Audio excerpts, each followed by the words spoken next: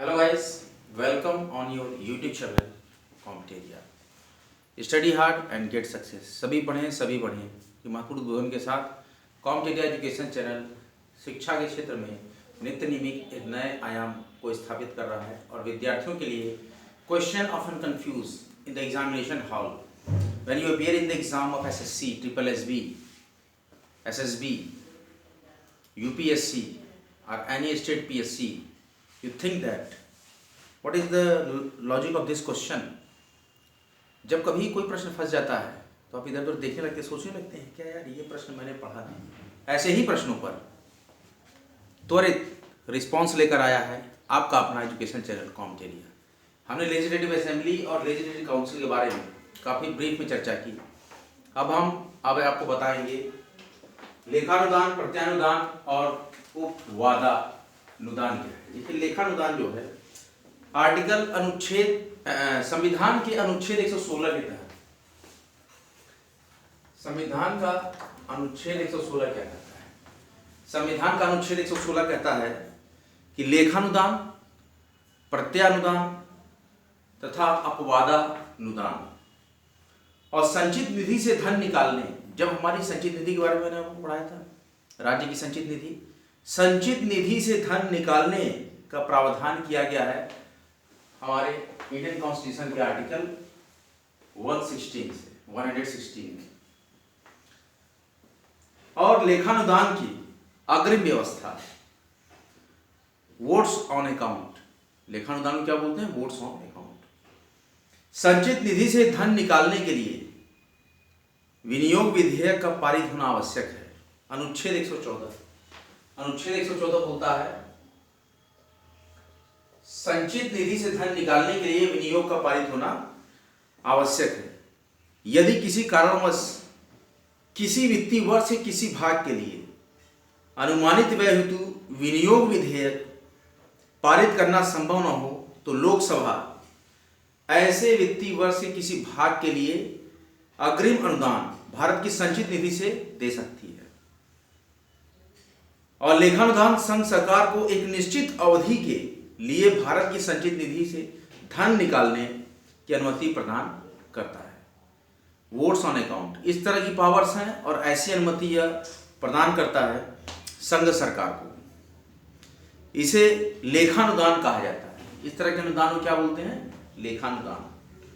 Votes on account, जब किसी सेवा के अति विशाल होने या उसके अनिश्चित स्वरूप के कारण उसकी मांग के विवरण को वार्षिक बजट के साथ नहीं दिया जा सकता है, हमारे एनुअल बजट के साथ अगर वो चीज नहीं दी जा रही है, तो ऐसी मांग के लिए लोकसभा संचित निधि से धन अनुदान कर सकती है। तो लोकसभा इस तरह का पावर्स है कि आपको संचित निधि से धन अनुदान करेगी, तो इसको वोट्स ऑफ क्रेडिट कहते हैं। जैसे कि कोई बजट पेश हुआ और किसी कारणवश वह अनुदान के बारे में चर्चा नहीं हुई या वह अनुदान उसमें नहीं प्रमोचित किया गया कि यह अनुदान रहेगा, लेकिन बाद में याद आया कि नहीं, अनुदान की जरूरत है और इस मद में है, तो उसके लिए होता है votes of credit.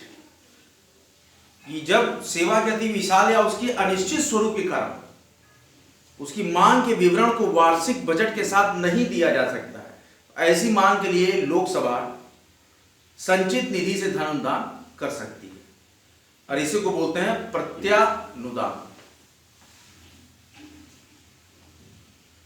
Votes of credit, तो पहला हमने पढ़ा वोट्स ऑन अकाउंट और दूसरा हमने पढ़ा वोट्स ऑन क्रेडिट। और एक है कि लोकसभा किसी विशिष्ट प्रयोजन के लिए, लोकसभा अगर किसी विशिष्ट प्रयोजन के लिए ऐसा अनुदान पारित कर सकती है। अब देखिए हम किसकी बात कर रहे हैं? उपवादानुदान की बात कर रहे हैं। उपवादानुदान क्या बोलता है? Exceptional grants. एक्सेप्शनल ग्रांट्स क्या है? कि जब लोकसभा किसी विशिष्ट प्रयोजन हेतु कोई ऐसा अनुदान पारित कर सकती है जो किसी वित्तीय वर्ष की चालू सेवा का भाग नहीं है, जो बजट में ही शामिल नहीं है, तो उस केस में उसको एक्सेप्शनल ग्रांट्स कहते हैं। उपवादानुदान इसको बोलते हैं। और कई तरह के प्रश्न पूछे जाते हैं। जैसे पहले हम डिस्कस करते हैं कि तारांकित प्रश्न पूछे जाते हैं सदन के दौरान। ये तारांकित प्रश्न क्या है, देखते हैं। कई क्वेश्चन पे स्टार बना होता है। जब आप पढ़ेंगे इंडियन कॉन्स्टिट्यूशन तो देखेंगे कई क्वेश्चन पे स्टार बना होता है, तारा का तरह चिन्ह बना होता है। कोई प्रश्न तारांकित माना जाएगा या अतारांकित माना जाएगा, इसका निर्णय कौन करेगा? उस सदन का अध्यक्ष या सभापति इसका निर्णय करेगा कि कोई प्रश्न तारांकित है या अतारांकित है। अतारांकित प्रश्न के बारे में, अतारांकित प्रश्न का उत्तर लिखित रूप से दिया जाता है, रिटन में दिया जाएगा अतारांकित का उत्तर, रिटन आंसर। अतारांकित प्रश्नों का उत्तर किस तरीके से दिया जाता है? रिटन में दिया जाता है। और तारांकित प्रश्नों का उत्तर जो है बोलकर भी दिया जा सकता है। ये देखिए विशेषता। अतारांकित प्रश्न का उत्तर लिखित रूप से दिया जाता है और इसमें पूरक प्रश्न नहीं पूछा जाता है। इसमें संबद्ध मंत्री प्रश्न का लिखित उत्तर और सदन के पटल पर रख देता है। जैसे कि आपने शिक्षा मंत्री ने सवाल किया,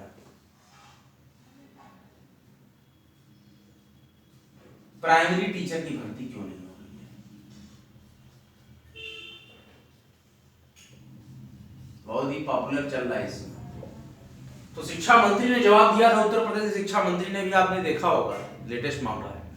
उन्होंने कहा कि हमारे पास इतने लाख शिक्षा मित्र हैं, हमारे पास इतने लाख अनुदेशक हैं, इतने हजार अनुदेशक हैं, हमारे पास इतने डीएलएड पास अभ्यर्थी हैं जो कि पहले से प्राइमरी में टीचर हैं, हमारे पास इतने जूनियर के अभ्यर्थी टीचर हैं जो पहले से पढ़ा रहे हैं, हमारे पास इतने प्रधानाचार्य हैं जो कमांड कर रहे हैं स्कूलों को, हमारे पास इतने बीईओ हैं जो कमांड कर रहे हैं, हमारे पास इतने बीएससी हैं कमांड कर रहे हैं। लेकिन हमारा मुद्दा यहाँ था कि प्राइमरी टीचर की भर्ती के बारे में सवाल पूछा गया तो इन्होंने कहा, विद्यार्थियों ने कहा 3.5 लाख प्राइमरी टीचर के पद उत्तर प्रदेश में खाली है, इस पर आप जवाब दें। अतारांकित प्रश्न के अंतर्गत पूछा गया तो इसका लिखित में जवाब।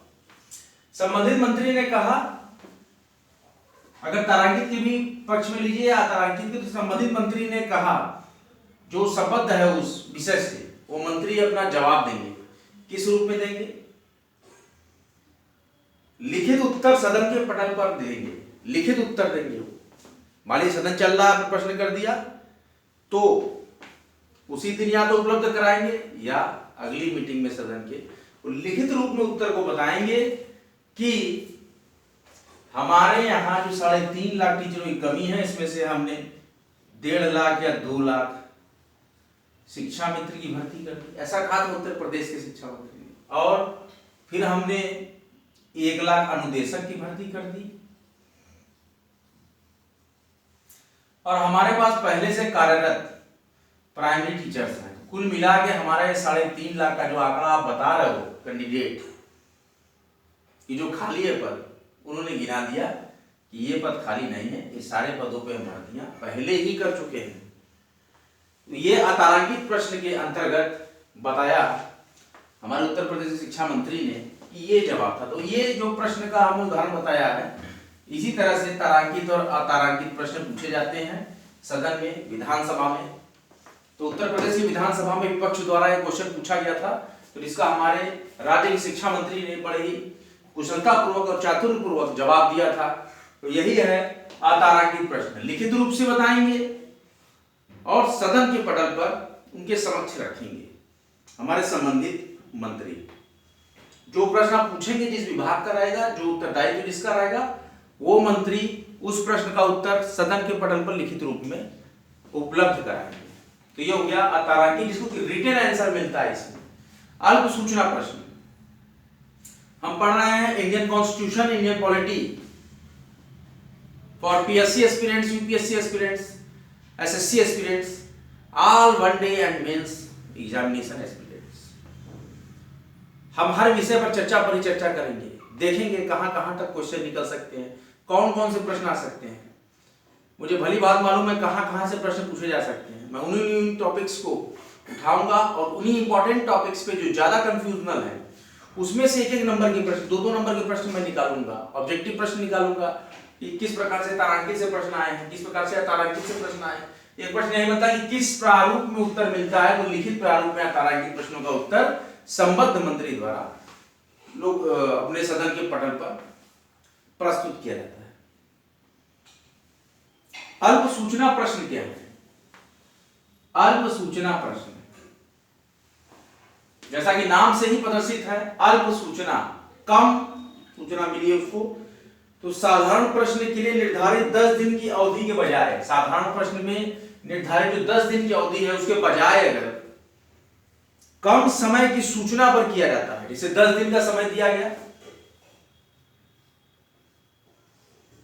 इससे भी कम दिन की सूचना पर, 10 दिन से भी कम दिन की सूचना पर किया जाता है, तो इसका उत्तर साधारणतया मौखिक दिया जाता है। अल्प सूचना प्रश्न, इसको 10 दिन के ही कम समय में मौखिक रूप में दिया जाता है, तो यह हो जाएगा, जब अल्प समय हो जाएगा तो अल्प सूचना प्रश्न, अवधि भी अल्प हो जाएगी। फिर आता है टॉपिक हमारा पूरक प्रश्न। अगला जो प्रश्न का प्रकार है, जो सदन में पूछते हैं, जो पूछे जाते हैं प्रश्न सदन में, पक्ष द्वारा विपक्ष द्वारा जो भी प्रश्न पूछे जाते हैं उसमें तारांकित प्रश्न, अतारांकित प्रश्न, अल्प सूचना प्रश्न।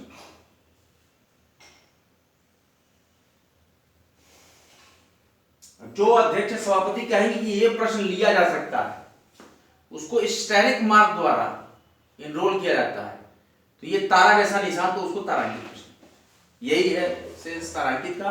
और अतारांकित में संबंधित विभाग उस प्रश्न का उत्तर पटल पर लिखित स्वरूप में प्रस्तुत करता है, लिखित फॉर्मेट में, तो वो हो जाता है अल्प तारांकित। अल्प सूचना में 10 दिन से भी कम अवधि में अगर उसका उत्तर मौखिक रूप में प्रस्तुत कर दे तो वो अल्प सूचना प्रश्न हो जाएगा सदन में। पूरक प्रश्न क्या है? जब मंत्री द्वारा, जब किसी मिनिस्टर द्वारा किसी प्रश्न का उत्तर दिया जाता है, तो उस उत्तर की किसी बात को लेकर जो प्रश्न पूछा जाता है, जैसे आपने उत्तर दिया कि हमारे यहाँ टीचर कोई कमी नहीं है, 3.5 लाख टीचर हमारे यहाँ कार्यरत हैं। किस रूप में बताया उन्होंने कि हमारे पास 2 लाख शिक्षा मित्र हैं, 1.5 लाख अनुदेशक हैं, और भी हमने संविदा पे शिक्षक लगाए हैं, संविदा शाला शिक्षक लगाए। तो इस प्रकार से उन्होंने गिनवा दिया कि हमारे पास कोई कमी, कोई वैकेंसी नहीं है प्राइमरी टीचर की। तो अब उस प्रश्न में अगर उस पर भी प्रश्न पूछा जाए इस बात को लेकर जो इन्होंने कही मंत्री ने, तो उसे पूरक प्रश्न कहा जाता है। जब वो जवाब दे दिए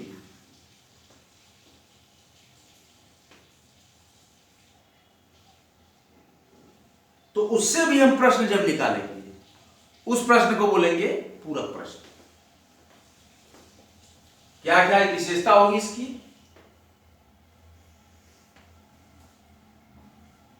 तारांकित प्रश्नों के पूरक प्रश्न पूछे जा सकते हैं। अब तारांकित प्रश्न भी जो होते हैं सदन में, उसके भी पूरक प्रश्न पूछे जा सकते हैं। और विभिन्न प्रकार के मंत्रालयों से संबंधित प्रश्न को पूछने के लिए सप्ताह में अलग अलग दिन निर्धारित किए जाते हैं। अब अगला आता है गैर सरकारी सदस्यों, गैर सरकारी सदस्यों से पूछे जाने वाले प्रश्न। गैर सरकारी सदस्यों से पूछे जाने वाले प्रश्न, संसद में मंत्री परिषद के सदस्यों के अतिरिक्त हमारी मिनिस्ट्री है, इसके अलावा मिनिस्ट्री के अलावा जो भी सदस्य होंगे, मिनिस्ट्री में सरकारी सदस्य हैं, तो संसद में मंत्री परिषद के सदस्यों के अतिरिक्त अन्य सदस्यों से, जो और सदस्य हैं, पूछे जाने वाले प्रश्नों को गैर सरकारी सदस्य से पूछा जाने वाला प्रश्न कहा जाता है। अब सरकारी क्यों पूछा जाता है? क्योंकि सरकारी का मतलब कि सरकार जो बनी है, मिनिस्ट्री जो हमारा मंत्रिमंडल बना है, उसमें जितने भी सदस्य शामिल हैं, उनके अलावा अगर हम उस सदन में किसी सदस्य से प्रश्न पूछते हैं तो उसको बोला जाता है गैर सरकारी सदस्यों से पूछे जाने वाले प्रश्न। कहा जाता है। और जब कोई गैर सरकारी सदस्य किसी विधेयक, संकल्प या कार्य के लिए उत्तरदायी होता है तो उससे उसके संबंध में प्रश्न पूछा जा सकता है। जैसे मान लीजिए कि कोई भी विधायक है दूसरे अपोजिट पार्टी के, ये मिनिस्ट्री में इनके है नहीं, ये तो स्वतंत्र विधायक है, ये अगर किसी कार्य के प्रति उत्तरदायी हो तो इससे जो प्रश्न पूछा जाएगा तो गैर सरकारी सदस्य आ जाएगा। लेकिन सदन का अन्य सदस्य होता है, सदन के ही अन्य सदस्य होते हैं। और सरकारी सदस्य का मतलब कि मंत्रिमंडल जो सरकार बनी है, जो वर्तमान सरकार है,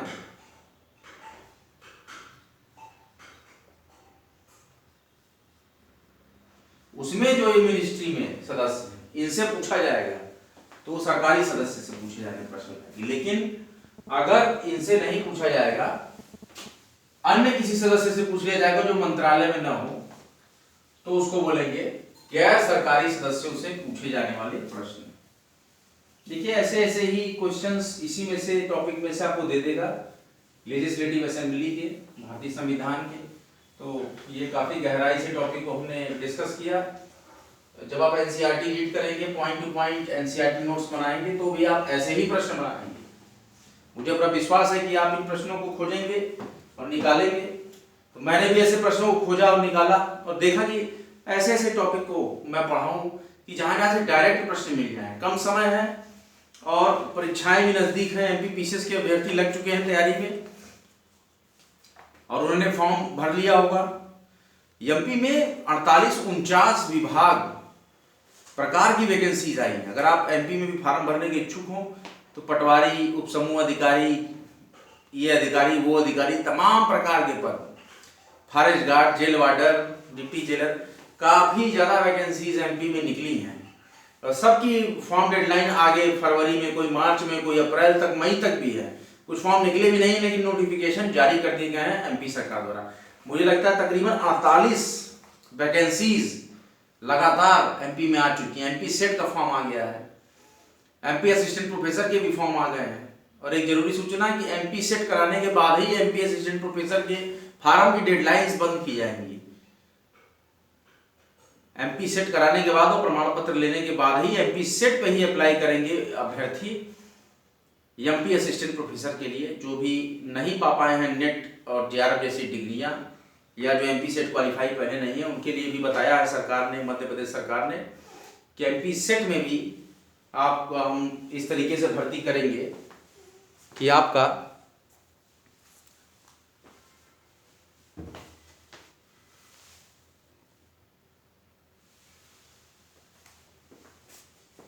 जो मौका है वो खत्म नहीं होगा, आपको चांस मिलेगा। वीडियो एस्पिरेंट जो उत्तर प्रदेश 2018 वीडियो री एग्जाम की तैयारी कर रहे हैं वो कमर कस लें। बहुत ही जल्द समाचार पत्रों में आ चुका है, बहुत ही जल्द वीडियो 2018 उत्तर प्रदेश वीडियो 2018 री एग्जाम कराने की योजना सरकार की है। मुझे लगता है फरवरी के लास्ट में एग्जाम हो जाएंगे। देखिए संविधान संशोधन की प्रक्रियाओं के बारे में हम बोलते हैं।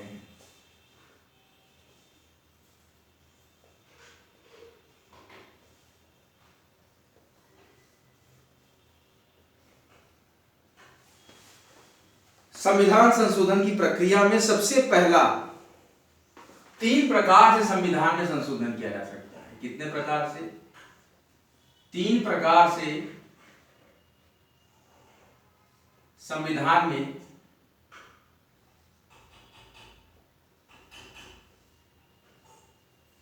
संशोधन किया जा सकता है।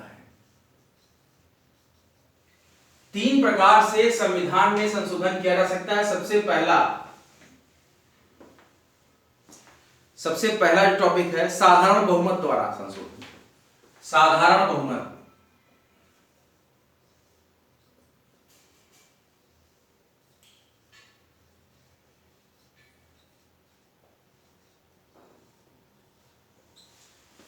साधारण बहुमत द्वारा संशोधन दोनों सदनों में उपस्थित और मत देने वाले सदस्यों के आधे से अधिक सदस्यों की सहमति ही पर्याप्त होती है, और यह सबसे सरल तरीका है साधारण बहुमत द्वारा संशोधन।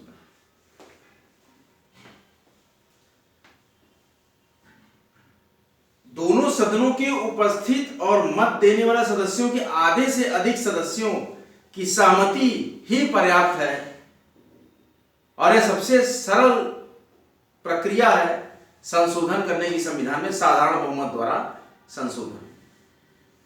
और इसका अनुच्छेद 368 में,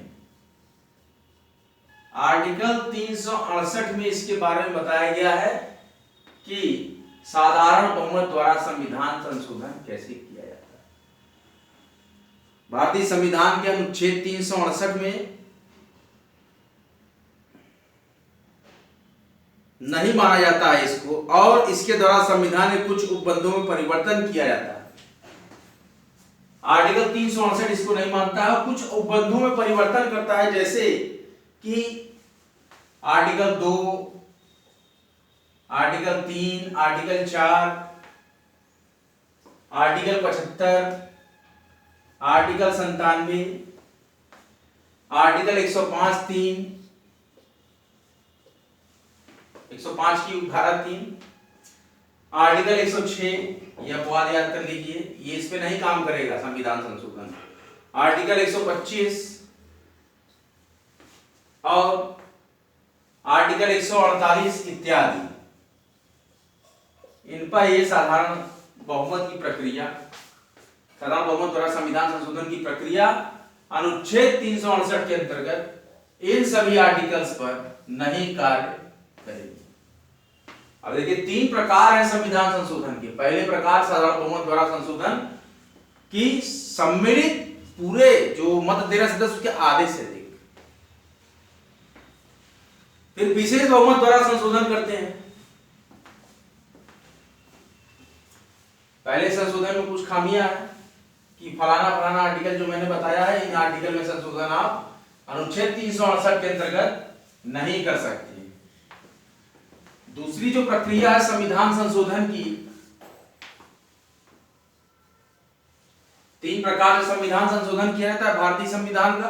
तो पहली प्रक्रिया में मैंने बताया कि साधारण बहुमत द्वारा संशोधन।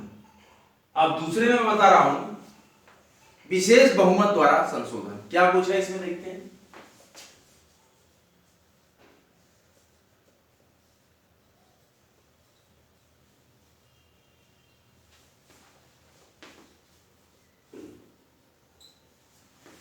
देखिए, विशेष बहुमत द्वारा संशोधन की बात से ही पता लगता है कि कुछ विशेषता है इसमें। ये भारत के संघीय ढांचे से संबंधित है, और उनको छोड़कर अनुच्छेद 368 के अंतर्गत संशोधन माने जाने वाले शेष समस्त उपबंध इसी वर्ग में शामिल है।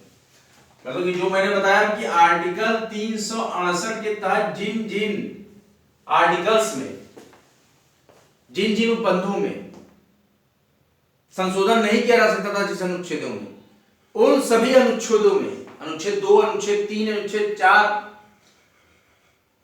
और भी अनुच्छेद 77, इस तरह से जो अनुच्छेद मैंने बताए थे कई, उन सारे अनुच्छेदों में संशोधन करने के लिए दूसरा प्रमाण काम करता है विशेष बहुमत द्वारा संशोधन,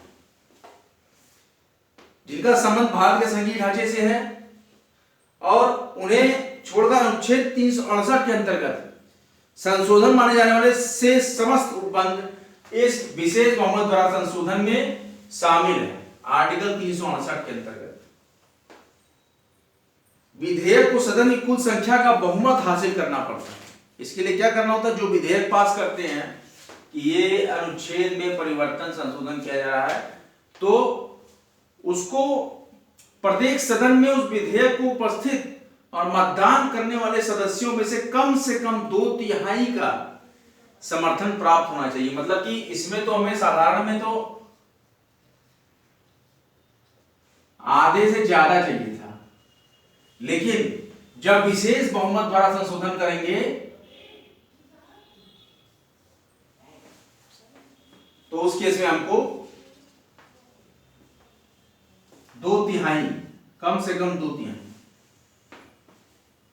भाग का 2 भाग, 60 तो 120 चाहिए 180 में से, तब जाके विशेष बहुमत पारित होगा, संशोधन होगा और संविधान के सभी अनुच्छेद इस प्रक्रिया द्वारा संशोधित किए जा सकते हैं। आर्टिकल 368 को भी परिवर्तित कर सकते हैं, लेकिन कुछ विशेष आर्टिकल जो मैंने बताया उनको नहीं छेड़ सकते। मूल है वो, मूल को बदल देंगे तो सूल का कार्य करेगा, तो चुभेगा। इसलिए जो पूर्णतः मूल है उनको हम बदल नहीं सकते, वो बने ही हैं इसीलिए जो आपके विशेष अधिकार हैं और हर नागरिक के लिए नितांत आवश्यक हैं, उनको हम संशोधन नहीं कर सकते। इसीलिए उन विधेयक आर्टिकल्स को संशोधन करने की पावर्स नहीं दी गई। तीसरा है सबसे लास्ट, किस प्रकार से संविधान संशोधन की प्रक्रिया करते हैं। तीसरा है संसद के विशेष बहुमत, संसद का विशेष बहुमत, संसद के विशेष बहुमत और राज्यों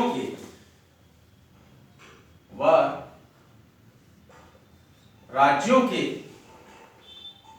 विधानमंडलों के अनुसमर्थन, विधानमंडलों की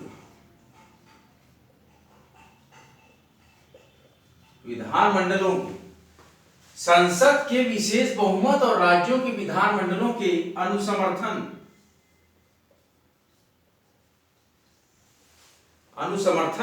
द्वारा संशोधित विधेयक।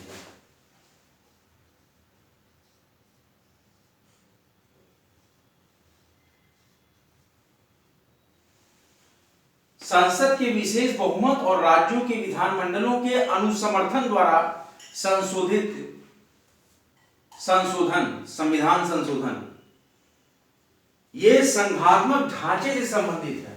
ये किससे संबंधित है? संघात्मक ढांचा, संघात्मक ढांचे से संबंधित ये तीसरे प्रकार का संविधान संशोधन, क्योंकि 3 प्रकार से संविधान संशोधन किया जा सकता है।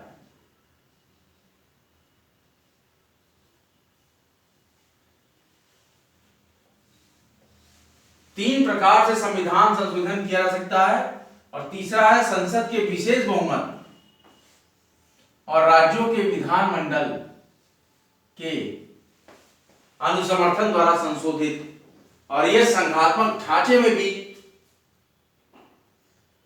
संशोधन करने की क्षमता रखता है। और यह संविधान संशोधन की सबसे कठिन प्रक्रिया है, सबसे कठिन प्रक्रिया।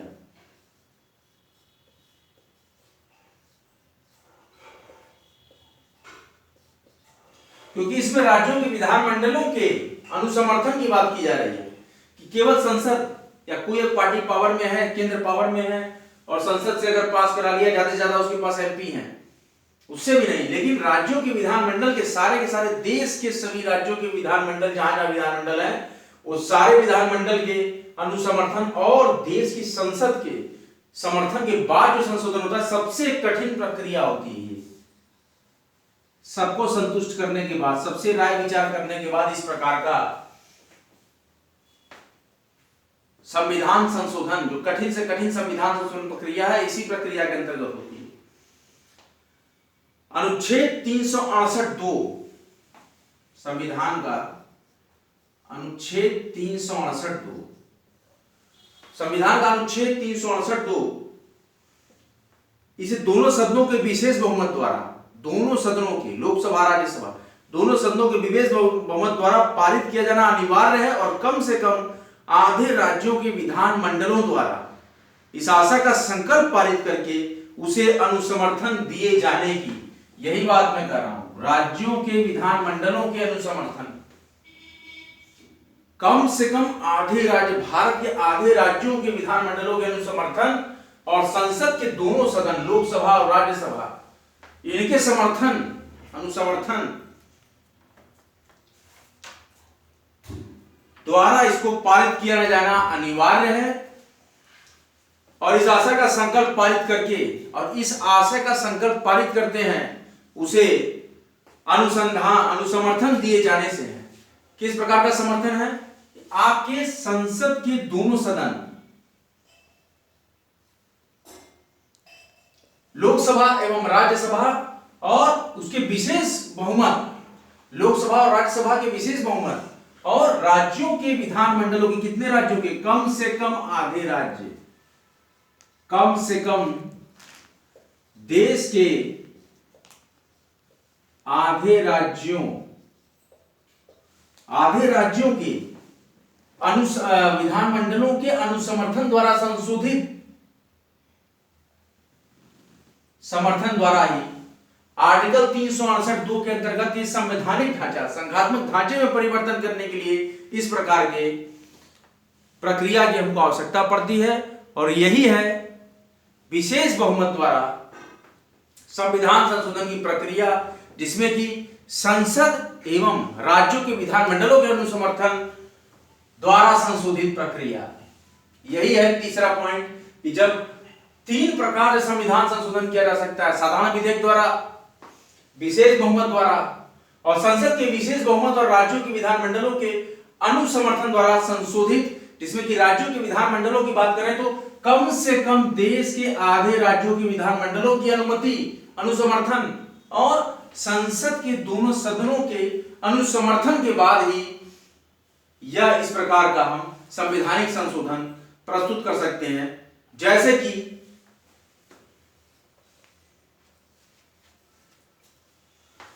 कि अनुच्छेद 54,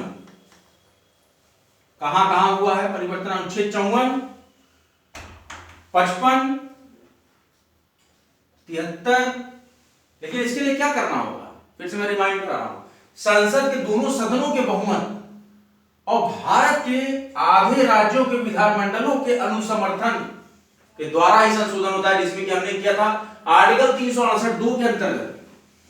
और किस आर्टिकल में हुआ था इस तरह का परिवर्तन? जिसमें कि अनुच्छेद 54, अनुच्छेद 55, अनुच्छेद 73 और अनुच्छेद 162, अनुच्छेद 162, अनुच्छेद 241, अनुच्छेद 241 और अनुच्छेद 368 द्वारा, और अनुच्छेद 368 जो मैंने आपको पढ़ाया था विशेष संविधान संशोधन, अनुच्छेद 368 आदि में किया जाने वाला संशोधन, अनुच्छेद 368 में भी किया जाने वाला संशोधन। और ये डिस्क्राइब करता है आर्टिकल, संविधान का आर्टिकल 368(2), और ये भी इसमें अमेंडमेंट ला सकता है, which can amended the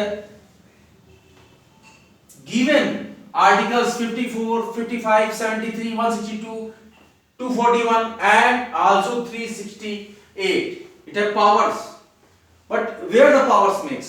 Powers make the total